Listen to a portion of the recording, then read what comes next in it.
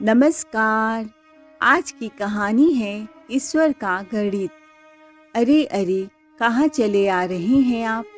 आपसे कहा था ना कि बिना पूछे बाहर मत आया करे। खुद तो सड़ रहे हैं, हमें भी अपनी बीमारी चिपका देंगे क्या? जाइए अंदर अपने कमरे में।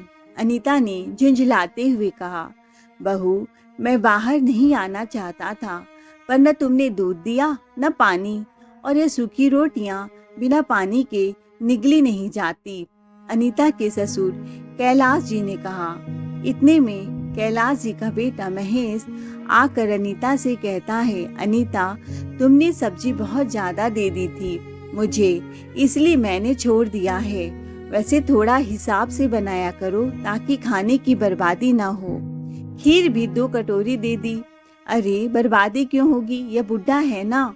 यह कहकर अनीता आंगन में जाकर एक टूटी नारियल की कटोरी ले आती है, जिसमें न जाने कब से बरसात का पानी भरा था, इसलिए काई भी लग गई थी। वह कटोरी लाकर उसमें महेश की थाली से बची खीर डालकर कैलाश जी को देकर कहती है, यह लीजिए, आज आपकी किस्मत अच्छी थी जो खीर नसीब में आ गई, और सब्जी भी। जाइए इससे रोटी खा लीजिए। पर बहू, यह तो कितनी गंदी कटोरी है, इसमें मैं कैसे खा सकता हूँ? इसमें से तो बदबू भी आ रही है। तुम महेश की झूठी कटोरी ही मुझे दे देती। कैलाश जी ने कहा। क्या क्या कहा आपने? इनकी कटोरी दे देती? अपने हाथ पैर के घाव को नहीं देखते क्या आप? सड़ गए हैं। अरे मेरा बस चले तो आपको जमीन पर खाना दे दूं। यह कहकर अनीता चली जाती है। कैलाश जी चुपचाप उस गंदे नारियल की कटोरी लेकर चले जाते हैं, पर इसकी बदबू से वह सब्जी नहीं खा पाते और उस दिन सूखी रोटी ही निगल लेते हैं। अगले दिन अनीता महेश से कहती है, सुनिए जी, अपने बाप का कुछ कीजिए। उनका वह घाव देखकर तो मुझे घिन आती है। तो क्या चाहती हो? उनके उस घाव का इलाज में अपना घर बेच दूं? तुम्हें पता भी है कितना खर्च होगा? महेश ने कहा। अरे मैं तो कह रही थी कि किसी सरकारी अस्पताल में छोड़ आओ, कम से कम हमें तो कोई खतरा नहीं होगा। अनीता ने कहा, कितनी बार तो दिखाया है सरकारी अस्पताल में, बस ड्रेसिंग करके छोड़ देते हैं। पता नहीं कौन सा घाव है, सूखने का नाम ही नहीं ले रहा। महेश ने अनीता से कहा। दरअसल कैलाश जी के हाथ पैर में एक घाव हो गया था, जो कि काफी दिनों से था। खून पस भी बहता था। सरकारी अस्पताल में सफाई करके घर भेज देते थे और कुछ दवाइयाँ और मलहम खरीदने को कहते थे, पर महेश कोई दवाई या मलहम नहीं लाता था, तो घाव सूखता कैसे? कैलाश जी पेशे से किसान थे, उन्हें पेड़ पौधों के बारे में काफी जानकारी थी। जब भी उनके घाव में तेज दर्द होता, वह झाड़ियों में से कोई जड़ी बूटी पत्ते लाकर घाव पर रख देते थे, जिससे उन्हें दर्द में काफी आराम मिलता। पर धीरे धीरे घाव इतना गहराता गया कि नासूर बनता जा रहा था। एक दिन रात को कैलाश जी के घाव का दर्द काफी तेज हो गया। पहले तो वह काफी देर तक सहन करते रहे, पर जब दर्द बढ़ता ही गया, वह गए महेश को जगाने। बेटा, बहुत दर्द हो रहा है, बर्दाश्त नहीं हो रहा है। कैलाश जी ने दरवाजा पीटते हुए कहा। ओहो, इस बुड्ढे को कभी चैन नहीं। फिर अनीता ने महेश को जगाते हुए कहा, उठिए ना, देखिए आपके बाप को क्या हो गया है। पता नहीं इतना क्यों चिल्ला रहे हैं, मरता भी नहीं है यह बुढ़ा। तुम सो जाओ चुपचाप, चिल्लाने दो उन्हें। उनके लिए अपनी नींद खराब करने की कोई जरूरत नहीं, बेवक्त परेशान करने आ जाते हैं। खुद को कोई काम नहीं है, हमारा भी जीना हराम कर रखा है।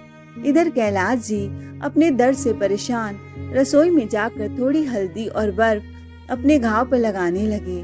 सुबह जब अनीता रसोई में देखती है, तेल हल्दी की डिब्बी खुली और बर्फ का ट्रे भी फ्रिज के बाहर पड़ा होता है, तो सीधे कैलाश जी के कमरे में अपने मुंह पर मास्क लगाकर जाती है, तो देखती है कि कैलाश जी के पैरों में हल्दी की पट्टी बंधी है, तो उसका खून खौल उठता है और वह कहने लगती है, बुड्ढे, तेरी हिम्मत कैसे हुई? रसोई में जाकर वहाँ के सामानों को हाथ लगाने की। अब तो मुझे कोई फैसला करना ही पड़ेगा। यह कहकर वह कमरे को बाहर से ताला लगाकर चली जाती है। लगभग 1-2 घंटे बाद महेश कुछ आदमियों के साथ आता है और इससे पहले कैलाश जी कुछ कह पाते, वे आदमी कैलाश जी को उनके खाट समेत उठाकर ले जाने लगते हैं। अरे, यह सब क्या कर रहे हो बेटा? कहाँ ले जा रहे हो मुझे? नीचे उतारो, मैं गिर जाऊंगा, कैलाश जी ने रोते रोते कहा। घबराइए मत, आपकी अर्थी नहीं निकाल रहा हूँ, बस आपका इंतजाम बाहर गाय भैंस के तबेले में कर रहा हूँ। पता नहीं कौन सी बीमारी लेकर बैठे हैं। आपकी उम्र परलोक जाने की है, पर हमारी उम्र मरने की थोड़ी ही ना है। अब से आप यहीं रहेंगे और खबरदार जो घर के अंदर आने की हिम्मत की।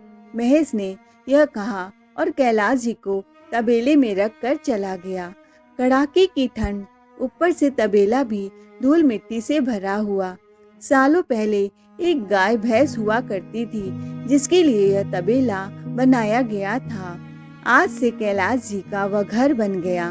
खैर, कैलाश जी और करते भी क्या, वह चुपचाप वहीं लेट गए। कई बार आवाज देकर जब कैलाश जी थक जाते तब अनीता खाना लेकर बाहर आती और उन्हें ऐसे सरका कर कैलाश जी को देती जैसे पता नहीं कोई छूत की बीमारी हो उन्हें। कई बार तो अनीता खाना देती भी नहीं थी, तो इस पर कैलाश जी घर के चौखट पर पहुंच जाते और अपने पोते को आवाज लगाते। पोता अपने ग्लास का दूध दादा को पकड़ा देता, लेकिन अनीता की नजर जैसे पड़ती वह उन्हें खूब खरी खोटी सुनाती। कभी कभी बेचारे को दिन भर खाना नसीब नहीं होता। एक दिन अनीता महेश से कहती है, आपके बाप न मरते हैं और न हमें चैन से जीने देते हैं। दिन भर घर पर खाना खाना करते रहते हैं और उस पर भी उनका पेट नहीं भरता, तो अब बाजार में दुकानों पर जाकर भीख मांगते हैं। सच में परेशान हो गई हूँ इस बुढ़े से। मन तो करता है कि उनके खाने में जहर ही मिला दूं। जब अनीता महेश से यह सारी बातें कर रही थी, तभी कैलाश जी खाना मांगने आते हैं और उन्हें देखकर महेश का गुस्सा भड़क उठता है। उसने बाहर आते ही अपने पिता को धक्के देकर घर से निकालते हुए कहता है, बार बार मना करते हैं कि घर के अंदर मत घुसिए, पर आपको तो घर आने का शौक चढ़ा है। अब बाहर ही कहीं रहने का इंतजाम करिए, चाहे पेड़ की छांव में रहिए चाहे सड़क पर, हमें कोई फर्क नहीं पड़ता। अब यहाँ आने की कोई जरूरत नहीं है। बेटा, ऐसा मत कर, कहाँ जाऊंगा, मुझ पर रहम कर, तेरा पिता हूँ मैं। अब से मैं कभी खाने मांगने नहीं आऊंगा, माफ कर दे मुझे। कैलाश जी ने काफी गिड़गिड़ाया, पर महेश का दिल नहीं पसीजा। रोते रोते कैलाश जी सड़क पर चले जा रहे थे। ठंड का मौसम था, तो थोड़ी धूप देखकर कैलाश जी बाजार में पौधे बेचने वाले माली के बगल में बैठ गए। मैली कुचेली धोती कमीज, पाँव में गंदी पट्टी और आंखों में आंसू लेकर वह वहीं बैठे सोचने लगे कि अब वह कहाँ जाएं, क्या करे। तभी उस पौधे बेचने वाले के पास एक औरत रुककर कहती है, भैया, यह पौधा गमले में लगेगा क्या, और इसे लगाने का कोई अनोखा तरीका होता है क्या? मैंने सुना है। अरे नहीं नहीं, कोई अनोखा तरीका नहीं होता और इसे कहीं भी लगाया जा सकता है। यह बहुत ही अच्छे बीज से पनपा हुआ है। पौधा बेचने वाले ने कहा, नहीं बेटी, यह पौधा गमले में नहीं उगेगा, और अगर फिर भी उगाना ही चाहती हो गमले में, तो मिट्टी में जरा गोबर मिला देना, शायद उग जाए। यह पौधा कड़ा धूप बहुत पसंद करता है, इसीलिए इसे धूप में रख देना।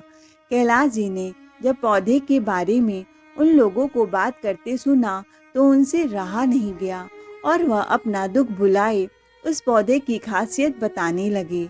अरे वाह काका, लगता है आपको पेड़ पौधों की काफी जानकारी है। वैसे क्या करते हैं आप? उस औरत ने पूछा। हाँ बेटा, किसान हूँ, तो पेड़ पौधों में रुचि तो होगी ही ना। अभी फिलहाल तो दर दर की ठोकरें खा रहा हूँ। कैलाश जी ने कहा, काका, मुझे एक माली चाहिए। आप करोगे काम? औरत ने पूछा। बेटा, तुमसे कुछ छुपाऊंगा नहीं। यह जो मेरे घाव है, इसकी वजह से मेरे बेटे ने जब मुझे नहीं रखा तो कोई दूसरा क्या ही रखेगा। कैलाश जी ने कहा। सिर्फ घाव की वजह से बेटे ने निकाल दिया? यह आजकल के बच्चे भी ना। इलाज हुआ था कभी आपका काका? जानवी ने पूछा। लेकर गया था सरकारी अस्पताल में मेरा बेटा, बस वह पट्टी बदलकर घर भेज देते हैं। कोई दवाई बेटे ने खरीदा नहीं, बस तभी से ऐसा ही है, कैलाश जी ने कहा। जानवी को कैलाश जी के बात पर तरस आ गया और वह उन्हें अपने साथ एक क्लिनिक ले गई। डॉक्टर ने कहा, अगर आप इन्हें समय पर नहीं लाती तो उनके हाथ काम करने के लायक नहीं होता। इस घाव की वजह से यह घाव अंदर से सड़ रहा है। वहाँ उनकी मरहम पट्टी के बाद कुछ दवाई दी गई। फिर जानवी कैलाश जी को अपने साथ अपने घर ले आई और कहा, काका, अब आप यूं सड़क पर नहीं रहेंगे। आपके रहने और काम का इंतजाम मैंने कर दिया है। मैं चाहती हूँ आप आत्मसम्मान के साथ खुद के बलबूते पर जिए। लानत है ऐसे कलयुगी बच्चों पर जिन्हें अपने माता पिता की बिल्कुल भी कदर नहीं। काका, आप काम तो कर लेंगे ना? बेटी, मैं बाजार में बैठा सोच रहा था कि अब मैं कहाँ जाऊंगा, क्या करूंगा, और भगवान को अपने पास बुलाने के लिए प्रार्थना भी कर रहा था। पर देखो भगवान ने मेरी प्रार्थना कैसे स्वीकार की। बेटी, एक किसान कभी मेहनत से नहीं डरता और किसी पर बोझ बनकर रहने से खुद मेहनत करके जीना ज्यादा पसंद होगा मुझे, कैलाश जी ने कहा। कैलाश जी के लगातार इलाज और दवाई से उनका घाव सूख गया और वह अब हष्ट पुष्ट भी दिखने लगे। फिर जानवी ने उन्हें अपना पूरा बंगला दिखाया। काका, मुझे अपने बगीचे के लिए एक माली चाहिए था।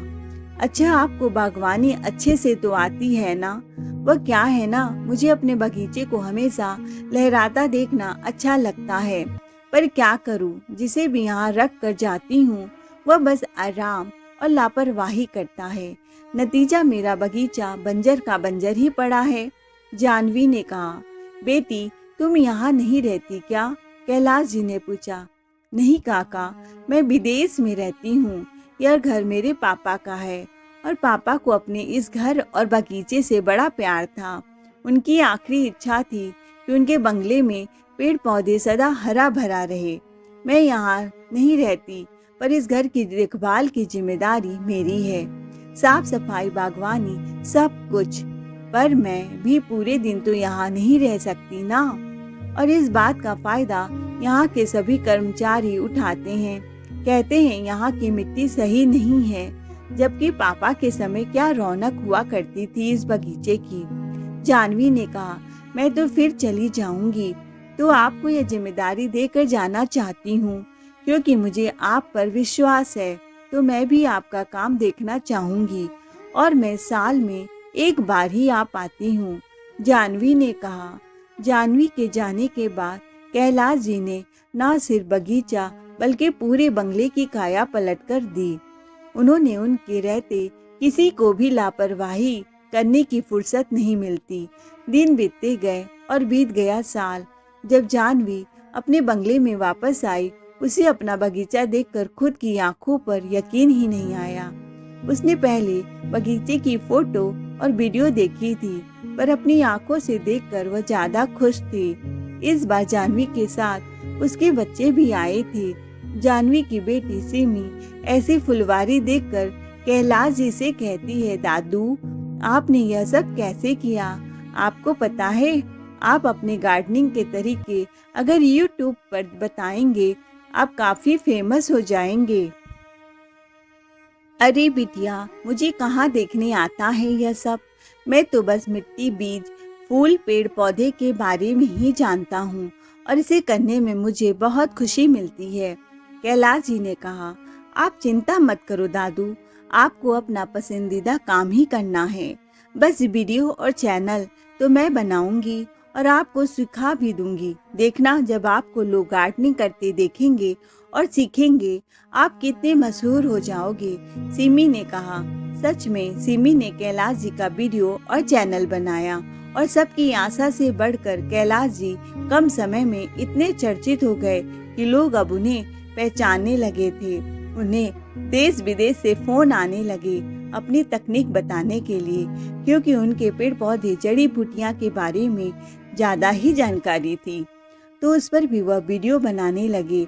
अब कैलाश जी के पास नाम पैसा सब था।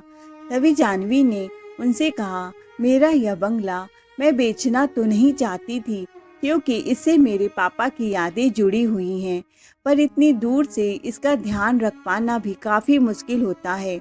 इसलिए मैं यह बंगला अब आपको बेचना चाहती हूँ, क्योंकि जो इंसान बिना इसका मालिक बने इसका इतना ख्याल रख सकता है, वह इसका मालिक बनकर कितनी ही हिफाजत करेगा। अब यह सही हाथों में है और इसे खरीदने के मैं आपसे कोई बाजार का भाव नहीं लूंगी। आपकी जितनी बन पड़े दे दीजिएगा। बेटा, जब मेरी मुश्किल घड़ी चल रही थी, तुमने मुझे बड़ा सहारा दिया और अब मुझ पर विश्वास कर अपने पिता के धरोहर दे रही हो, तो मैं कैसे इसका वाजिब कीमत नहीं दूंगा, क्योंकि भगवान की दया से इस घर से ही मेरे रोजगार का साधन मिला है, तो यह मेरे लिए भी भाग्य लक्ष्मी है। तुम तो बस दूर जाकर ही इसे अपना ही घर समझना और इसके द्वार तुम्हारे लिए हमेशा ही खुले रहेंगे, कैलाश जी ने कहा। जाह्नवी के जाने के बाद कैलाश जी ने उस घर के बचे हिस्से में भी बागवानी शुरू कर दी और जड़ी बूटी पेड़ पौधे लगाने लगे। साथ ही साथ उन्होंने एक नर्सरी भी खोल लिया, क्योंकि वह एक जाने माने हस्ती बन गए थे, तो उनकी नर्सरी में हमेशा ही भीड़ लगी होती थी। साथ ही साथ किचन गार्डन भी बना लिया और जो भी सब्जियां होती, उनके बगीचे की हरी भरी सब्जी को देखकर लोग अच्छे दामों में उनकी सब्जियां लेते। इससे उनको दुगना पैसा प्राप्त होता है। इतने फेमस हो गए थे कि लोग उनके बंगले तो बस उनके साथ खिंचवाने फोटो और देखने आते थे। एक दिन सुबह सुबह कोई महेश के घर का दरवाजा खटखटाता है। कौन है? आ रही हूँ बाबा। अनीता जाकर दरवाजा खोलती है तो बाहर दरवाजे पर उसके बीमार पिताजी खड़े हैं। पिताजी, आप यहाँ इस हाल में? आपकी तबीयत भी ठीक नहीं है? बेटा, बहू ने घर से धक्के मारकर निकाल दिया। कहती है, आपकी रोज रोज की बीमारी से मैं तंग आ गई हूँ। कमबख्त मेरी बीमारी ठीक होने का नाम ही नहीं लेती। अब आप जाइए यहाँ से। तो मैं कहाँ जाता? मैं तुम्हारे पास चला आया। ऐसे कैसे निकाल सकती है? वह घर तो आपका है और पूरा घर हथियाना चाहती है, अकेले हड़पना चाहती है। बुढ़ापे में आप कहाँ जाएंगे? वह घर आपका है, आप उस घर के मालिक है। चलिए अभी मेरे साथ, मैं आपको आपका हक दिलाती हूँ। शर्म नहीं आती आपकी बहू को बुढ़ापे में बाप जैसे ससुर के साथ ऐसा व्यवहार करती है? और भाई भी नालायक है, वह भी कुछ नहीं बोला। अनीता ने अपने पिता के बहते आंसू को पोंछा और अंदर कमरे में बिठाया। तभी दरवाजे की घंटी फिर से बजी। महेश जैसे ही दरवाजा खोलता है, एक आदमी उनसे कहता है, यह घर खाली करने का नोटिस है। आपको 1 हफ्ते में यह घर खाली करना है। कौन है जो हमें हमारे घर से ही निकालेंगे? हम क्या कोई किराएदार हैं? यह हमारा घर है। अनीता महेश के पीछे से निकलती हुई बोली, देखिए, हम नहीं जानते, हमें तो यह कोर्ट के नोटिस के हिसाब से ही चलना है। कोर्ट के मुताबिक यह घर जिनका है, उन्होंने आप पर जबरन यह घर हथियाने का आरोप लगाया है। उस आदमी ने कहा, अरे जाओ जाओ, खूब समझता हूँ आजकल के फ्रॉड को। जिनका घर था वह सालों पहले गुजर चुके हैं। वह मेरे पिताजी थे। यह देखो उनकी तस्वीर। तुम्हें क्या लगा ऐसे ही आकर हमें कुछ भी कह दोगे और हम मान लेंगे? भाग जाओ यहाँ से, वरना पुलिस को बुला देंगे। महेश के ऐसा कहते ही कैलाश जी पीछे से कहते हैं, पुलिस बुला लोगे तो खुद ही फंस जाओगे बेटा। वैसे भी मैंने बुला लिया है पुलिस को, क्योंकि मुझे पता था तुम लोग इतनी आसानी से यह घर खाली नहीं करोगे। अच्छा, तो आप जिंदा हैं, पर आप साबित कुछ भी नहीं कर सकते। घर के कागजात मेरे पास हैं। और मैं पुलिस वकील सबको पैसे देकर यह घर अपने नाम कर लूंगा। अब आपके पास इतने पैसे तो है ही नहीं, तो आपका इतने सालों बाद आना बेकार ही जाएगा, महेश ने कहा। तब तक पुलिस आ जाती है। इससे पहले कोई कुछ कहता, महेश पुलिस को एक किनारे आने को कहता है और फिर वह पुलिस से कहता है, सर यह मेरे पिता हैं, सालों पहले घर छोड़कर भाग गए थे और उनकी दिमागी हालत भी सही नहीं है। अभी इतने सालों बाद यह मेरा घर है। चिल्ला रहे हैं, आप चाहे देख लो, मुझसे कुछ लेकर इनको निपटा दीजिए, वैसे भी पागल की बात का क्या वैल्यू। तभी अनीता के पिता चंद्रबाबू बोल पड़े, नहीं नहीं, यह पागल नहीं है, यह तो हमारे समधी जी हैं। समधी जी, आप इतने दिन कहाँ थे? बेटी, तुम अपने ससुर को घर से क्यों निकाल रही हो? यह तो इनका घर है और तुम लोग झूठ क्यों बोल रहे हो कि ये पागल हो गए थे? पुलिस को सारी सच्चाई का पता चल गया। पुलिस ने कहा, महेश जी आप चिंता मत कीजिए, अपने हिसाब से निपटाता हूँ इस केस को। यह कहकर पुलिस कैलाश जी के पास जाकर कहता है, नमस्ते सर जी, आपके बंगले के चर्चे तो काफी हैं, फिर आप इस छोटे से मकान का क्या करेंगे? अरे बेटा, इस मकान को मैं भले दान कर दूं, पर इस नालायक को नहीं दूंगा, क्योंकि यह इसके लायक ही नहीं है। कैलाश जी के ऐसा कहते ही पुलिस कहती है, महेश जी आपको तो यह घर अब खाली करना ही पड़ेगा। अरे भाई, इन्होंने जब कह दिया कि इन्हें आपको नहीं रखना, फिर हम कौन होते हैं इन्हें रोकने वाले? वैसे भी इतने बड़े लोग जब कह रहे हैं तो गलत थोड़े ही ना होंगे। इतने बड़े लोग, लगता है कोई गलत फहमी हुई है आपको, यह एक मामूली आदमी है। महेश ने पुलिस से कहा, लगता है आपको देश दुनिया की खबर नहीं, यह आज के बहुत बड़े गार्डनर यूट्यूबर हैं। सिर्फ इस शहर के ही नहीं, देश दुनिया के लोग इन्हें जानते हैं। इस शहर में इनका बंगला ही करोड़ों का है, फिर भी यह मकान चाहते हैं तो जरूर इसकी कोई वजह रही होगी। यह हक तभी जता सकते हैं जब यह मकान इनके नाम पे ही होगा, पुलिस ने कहा। पुलिस की बातें सुनकर अनीता और महेश हैरान हो जाते हैं और अपनी नैया डूबता देख महेश कहता है, पापा गलती तो बच्चों से ही होती है, पर इसकी वजह से उसके माता पिता उसे इतनी बड़ी सजा थोड़े ही न देते हैं। इससे पहले वह और कुछ कह पाता, कैलाश जी उसे एक चमाट लगाकर कहते हैं, माफी गलती की होती है, गुनाह की नहीं। तभी चंद्रबाबू भी अनीता के गाल पर एक चांटा मारते हैं कि तुमने तो मेरी इज्जत ही मिट्टी में मिला दी। मेरे बेटा बेटी दोनों ही नालायक निकले। बेटा ने मुझे घर से निकाला और बेटी ने अपने ससुर को। मुझे तो शर्म आ रही है समधी जी से आंख मिलाने में।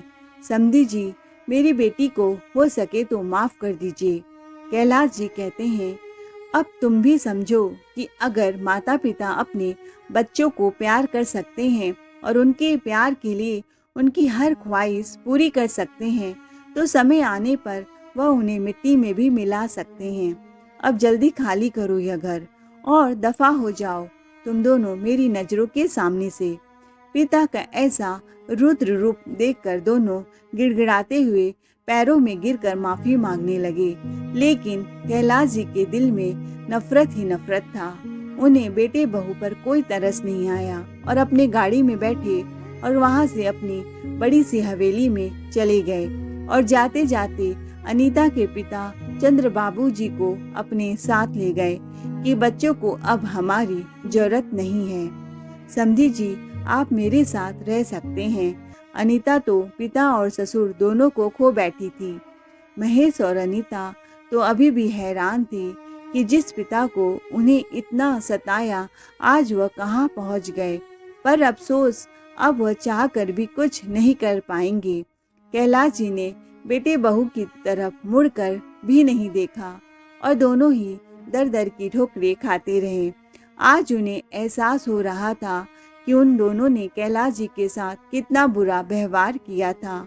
आज महेश और अनीता अपने करनी का फल भोग रहे हैं और दर दर भटकने को मजबूर हैं। जो जैसा करेगा वैसा ही पाएगा। किसी ने सत्य ही कहा है, जो बोया पेड़ बबूल का आम कहाँ से खाए। दोस्तों, कहते हैं समय बदलते देर नहीं लगती। आज धूप है तो कल छाँव होगी, आज अंधेरा है तो कल उजाला होगा, आज गरीबी है तो कल अमीरी होगी। इसीलिए हमें अच्छे समय का इंतजार अच्छे कर्म करके करना चाहिए, न कि गलत कर्म करके। जल्दी ही कामयाबी के मुकाम तक पहुंच जाएं। अगर आप आज किसी के साथ गलत करोगे तो कभी न कभी आपके साथ जरूर बुरा होगा। उसी प्रकार आपने किसी के साथ अच्छा किया है तो आपके साथ जरूर अच्छा होगा। इसीलिए अच्छे कर्म करते रहो, फल देने वाला ईश्वर है। दोस्तों, आपको कहानी कैसी लगी कमेंट करके जरूर बताइएगा, और चैनल पर पहली बार आए हैं तो लाइक से सब्सक्राइब जरूर करें। कहानी सुनने के लिए दिल से धन्यवाद।